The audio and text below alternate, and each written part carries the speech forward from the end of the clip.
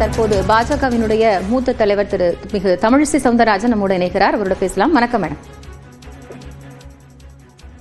Hello, வணக்கம் madam. Tamil Nadu என்னைக்குமே டெல்லிக்கு அவுட் ஆஃப் கண்ட்ரோல் தான், தமிழகத்தை பாஜக ஆள முடியாது அப்படின்னு அமித்ஷாவை நோக்கி பல அடுக்கடுக்கான கேள்விகளை முதலமைச்சர் முன்வைத்திருக்கிறார். எப்படி பார்க்கிறீங்க? இல்ல, இது மிக தவறானது. இப்ப கூட்டாட்சினா என்ன அர்த்தம் அப்படின்னா, அவங்க கூட்டாட்சினா என்ன சொல்றாங்க அவங்க? அப்போ பெடரல் செட்டப்னா மத்திய மாநில அரசுகள் இணக்கமாக போக வேண்டும். இதுல தமிழக மக்கள் தமிழக முதலமைச்சரை மன்னிக்கவே மாட்டார்கள். ஏன்னா அவர் பாத்தீங்கன்னா நிதி ஆயோக் கூட்டத்துக்கு போகல. நிதி ஆயோக் கூட்டத்துக்கு போனாதான் தமிழகத்திற்கு எவ்வளவு நிதி வேணும், என்னென்ன துறைக்கு நிதி வேணும் என்பதை முழுவதுமாக அலசி ஆராயக்கூடிய கூட்டம். அந்த கூட்டத்துக்கு போகல. அப்போ எப்படி நம்மளோட நிதியை பற்றி முழுமையாக தெரியும்? இது ஒரு செட்டப் இருக்கு, ஆர்கனைசேஷன், ஒரு செட்டப் இருக்கு. மத்திய மாநில அரசுகள் எப்படி செயலாற்ற வேண்டும் என்று எல்லாத்தையும் அரசியல் மாதிரி சவால் விடுறது இல்ல.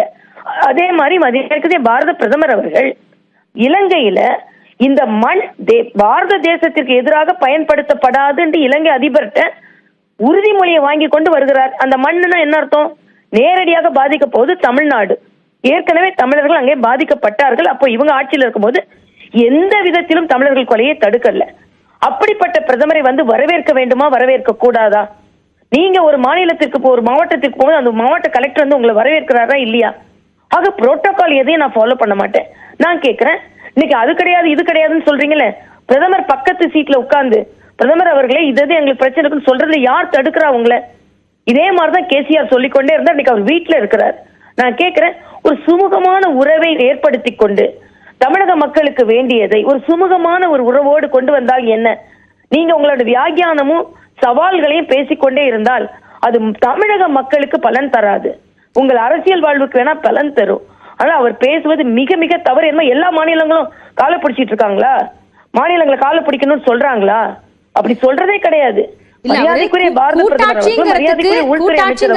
மாநில சுயாட்சியை உள்ளடக்கியதுதான். அப்ப மாநில சுயாட்சி அப்படிங்கும் பொழுது அமித்ஷாவால இந்தி மொழி திணிப்பையோ நீட் விலக்கு இல்ல அப்படிங்கறதையோ பேச முடியுமாங்கிற கேள்வியை முன்வைக்கிறார். அப்ப மாநில சுயாட்சி, மாநில உரிமை நீங்க எங்க கேக்குறீங்க? நீங்க என்ன நடைமுறையோ ஒரு தோழமையை நீங்கள் பின்பற்றுகிறீர்கள்? அவங்கதான் கிளியரா சொல்றாங்களே. எல்லாத்தையும் அறிக்கை மாதிரி விட முடியாது. அறிக்கை மாதிரி நீ உங்களுக்கு சொல்றது அது பதில் சொல்ல முடியாது. மத்திய அரசு ஒரு நிலைப்பாட்டை எடுக்கிறது. அந்த நிலைப்பாட்டில் உங்களுக்கு என்ன என்று நீங்கள் கேட்கலாம், அதற்கு அவங்க பதில் சொல்லலாம். பார்லிமெண்ட்ல நீங்க என்ன செய்யறீங்க? நான் கேட்கிறேன், இன்னைக்கு நீட் விலக்கு, நீட் யாரு ஆட்சியில கொண்டு வரப்பட்டது? நீங்களாம் கூட்டணி ஆட்சியில் இருக்கும்போது கொண்டு வரப்பட்டது. கல்வியை ஏன் மாநில பட்டியலுக்கு நீங்க இருக்கும்போது கொண்டு வரல? 14 வருஷம் நீங்கள் மத்தியில் ஆட்சியில் இருந்தீங்களே, மாநில சுயாட்சியை பற்றி ஏன் பேசல? அப்ப நீங்க அதிகாரத்தில் இருக்கும் பொழுது இலகுவாக நடைமுறைப்படுத்தப்பட வேண்டியது எல்லாம் செய்யாம இன்னைக்கு மக்களை ஏமாற்றி கொண்டிருக்கிறீர்கள் என்று நான் சொல்றேன். நேரடியா கேள்வி கேட்கிற ஸ்டாலின் அவர்களே, மாநில சுயாட்சி பத்தி நீங்க மத்தியில் ஆட்சியில் 5 அமைச்சர்களோடு நீங்கள் பணியாற்றி கொண்டிருந்தீர்களே, அப்ப ஏன் கேட்கல? நீங்க கல்வி மாநில பட்டியலுக்கு வரணும்னு அது எமர்ஜென்சி பீரியட்ல காங்கிரஸ் தான் அதை கொண்டு போனாங்க. நீங்க 14 வருஷம் அங்க இருந்தீங்கல்ல, ஏன் கேட்கல? அப்ப கேட்கும் போது கேட்கின்ற நிலையில் இருக்கும் பொழுது, நடைமுறைப்படுத்தப்படுகின்ற நிலையில் இருக்கும்போது ஏன் நீங்கள் வாழா இருந்தீங்கன்னு நான் கேட்கிறோம். இன்னைக்கு சும்மா அரசியல் எல்லா மாநிலங்களிலும் பாஜக வலுப்பெற்று வருகிறது. தமிழகத்தில் அசுர பலம் பெற்று வருகிறோம். அதை பொறுத்து கொள்ளாமல் இப்படி பேசிக் கொண்டிருக்கிறார் என்பதைத்தான் நான் குற்றச்சாட்டாக வைக்கிறேன். இன்னொரு ஒரு கேள்வி, 2026 திராவிட மாடல் ஆட்சி தான் வரும், பாஜகவால ஒரு காலத்திலும் தமிழ்நாட்டில் வர முடியாதுங்கிறதையும் முதலமைச்சர் சொல்றார். பாத்துரலாம்னு சொல்றேன். திராவிட மாடல் இல்ல, நாங்க தமிழ் மாதிரியை கொண்டு வருவோம். திராவிட மாடல்னா தமிழ், உங்களோட மாடல்லையும் நீங்க தமிழை கொண்டு வர மறுக்கிறீங்களே, அது உயர் நீதிமன்றமே அதுக்கு கேள்வி கேட்டு இருக்கிறது. அப்ப நீங்க அதுக்கு என்ன சொல்ல போறீங்க? திராவிட மாடல்னா அப்படி பார்த்தா எனக்குள்ள மன வருத்தம் என்ன, நான் தெலுங்கானாவோட வளர்ச்சியை பார்த்திருக்கேன். இன்னைக்கு ஆந்திரா அசுர பலத்தோட வளர்ச்சி அடைந்து கொண்டு இருக்கிறது. கர்நாடகா வளர்ச்சி அடைந்து கொண்டு இருக்கிறது.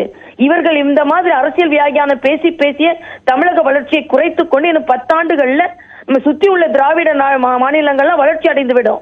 அதுதான் எனக்கு கவலையாக இருக்கிறது. இன்னைக்கு புதிய கல்விக் கொள்கை எல்லாரும் பின்பற்றி அவங்க அசுர பலத்தோடு வளர்ந்து கொண்டு இருக்கிறார்கள்.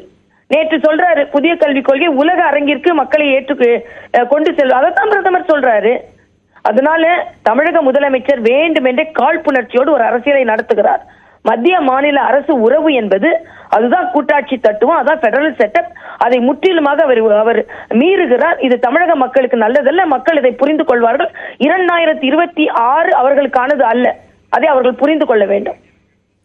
நன்றி திருமிகு தமிழிசை சவுந்தரராஜன். இணைப்பில் வந்து உங்களுடைய கருத்துக்களை பகிர்ந்து கொண்டமைக்காக